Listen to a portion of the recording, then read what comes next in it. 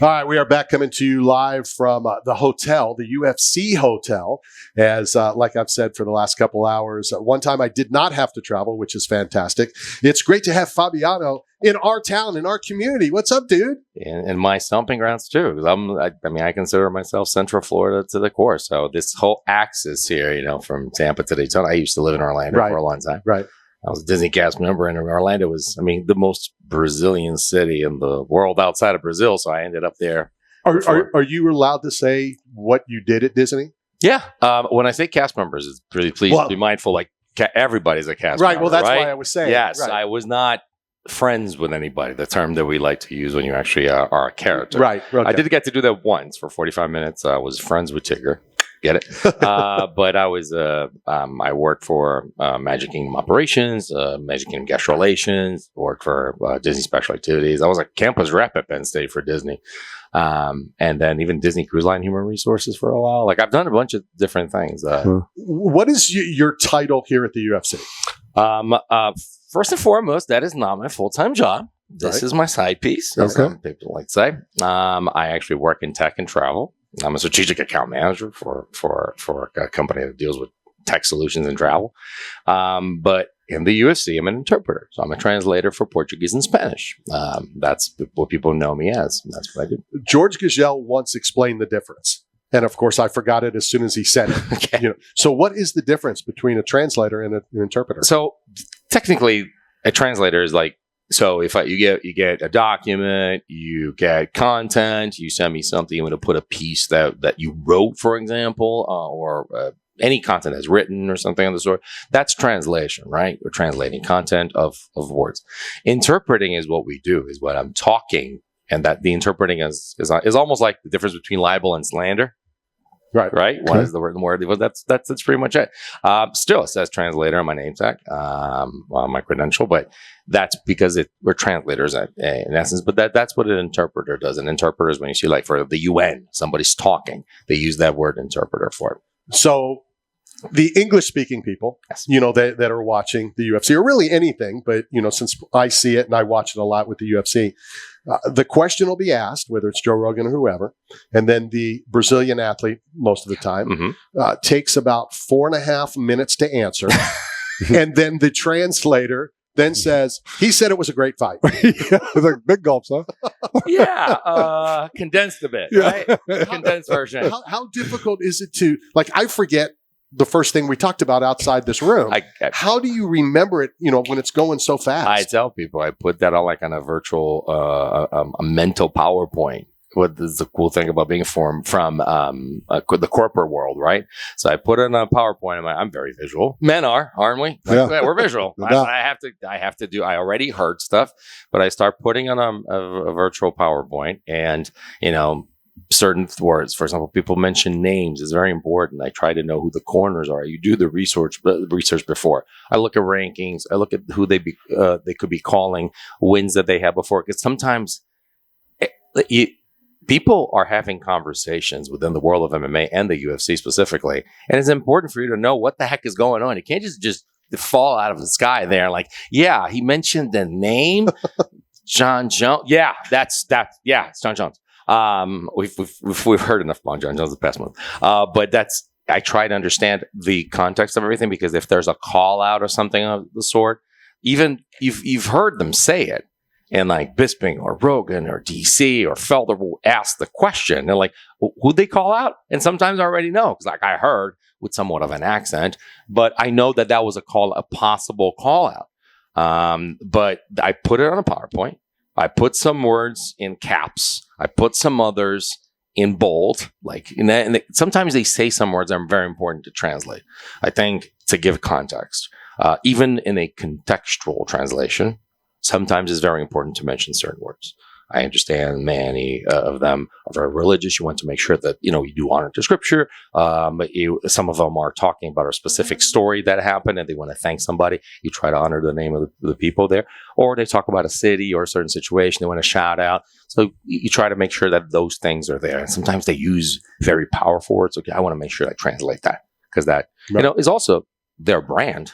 This is an individual sport. I mean, Brittany and I have spoken. We talked about football for quite some time. Football is the reason why I learned English when I came to America. While I'm dateable from September to February, but it's a team sport. I mean, I'm an Eagles fan.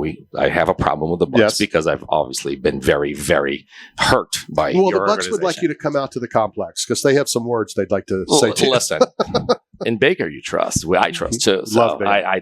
Yes, grit. I can say, but I mean, individual sports are different. Right. They are each a brand. They are people. And I've always said this. Their fight, because I've been very privileged to have an education, have access to learning languages. There's somewhat of a gift there. I've been able to train it. I've had opportunities to perfect some things and as a skill that you sharpen. But they are fighters. And many of them come from almost nothing or nothing. Yeah. So their fight starts way before the octagon and goes way well beyond it. And if from those moments we can do an honor, if I can, I've said this endlessly, if I can connect one fan to one fighter, that connection perhaps was not there because of the language barrier. Maybe you didn't pay attention to it's the interview, whatever.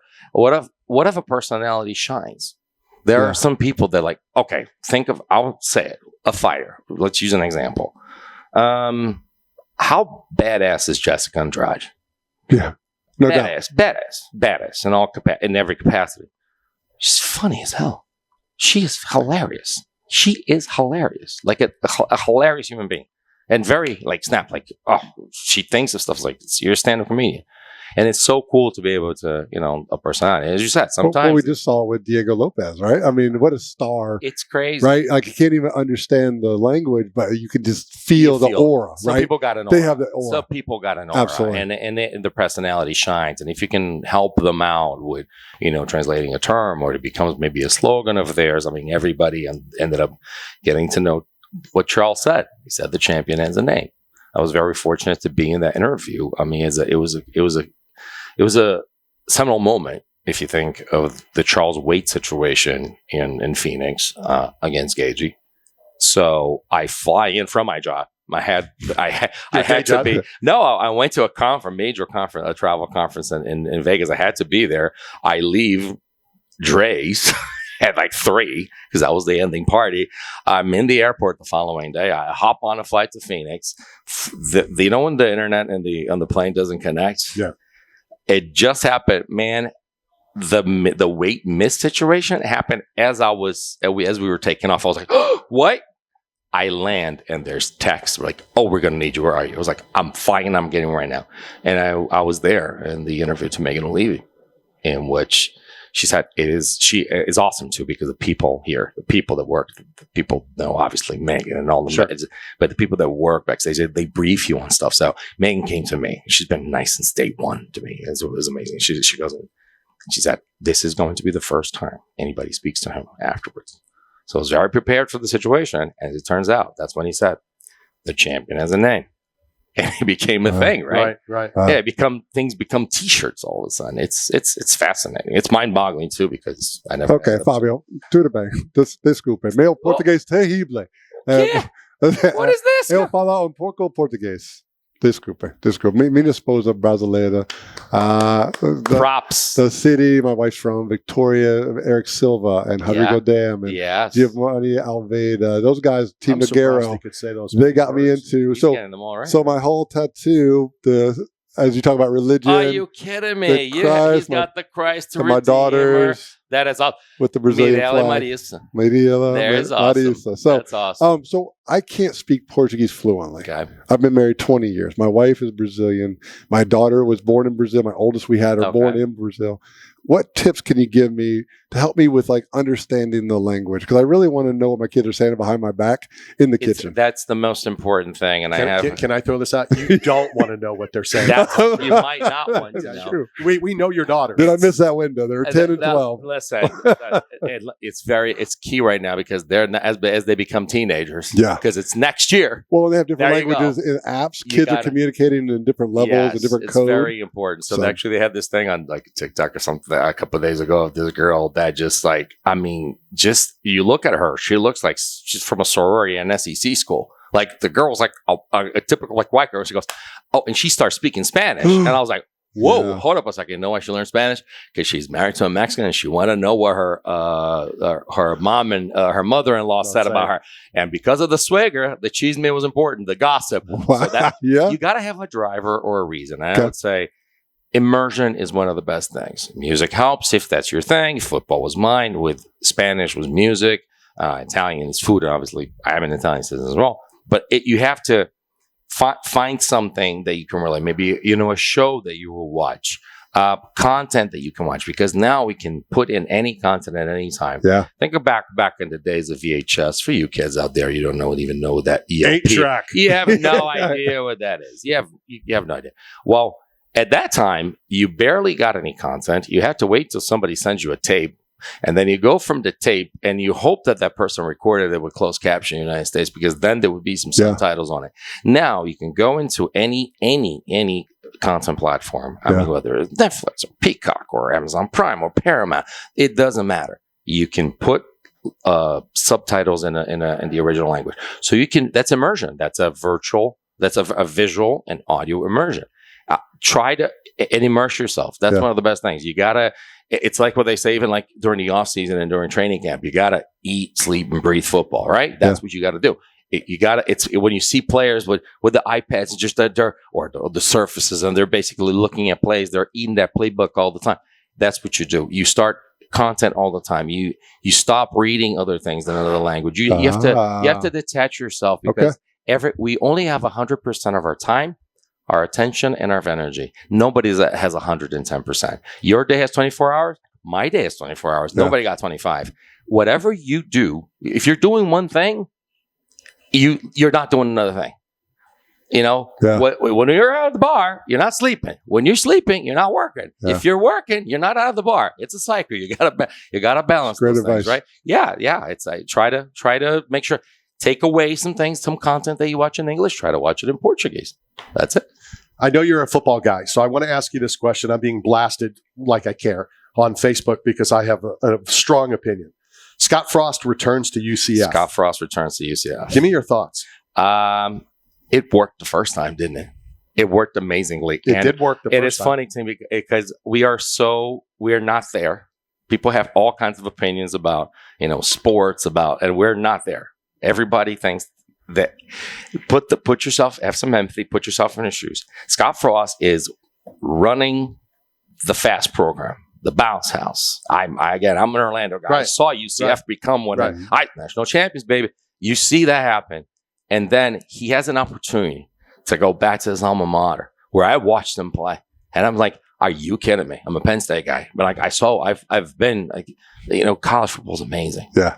And you get to see that sea of red, and you get to be the one that's going to lead that program back to prominence. You have the years like Pelini, like all this stuff. You want that to happen. And it didn't work. So there are people that have left companies in my world and travel. And that I myself, listen, not a relatable someone. I left and went for a particular job in tech, and I learned a lot about something else. It didn't work on that particular realm. I said, no, I want to go back. I went back to where I was before, doing something more aligned, even with the new job. I wanted to get that experience.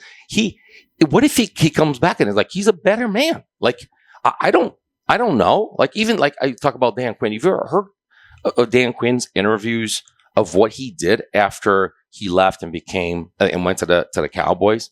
He said that he got a reporter. I can't remember. It might have been Laura Oakman. He asked Laura to do independent interviews as a journalist with people around football, from front offices to players to the media, about what they thought of Dan Quinn and how he improved as a person. He did a 360 corporate interview.